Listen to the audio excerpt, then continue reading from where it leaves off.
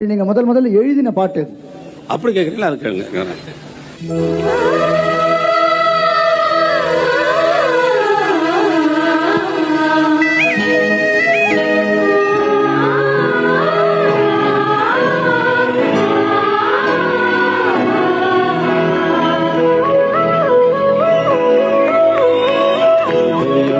ஒரு கோயில் அதில் உதயம் ஒரு பாடல், இதயம் ஒரு கோயில் அதில் உதயம் ஒரு பாடல், இதில் வாழும் தேவினே இசையை மலராய் நாளும் சூட்டுவே.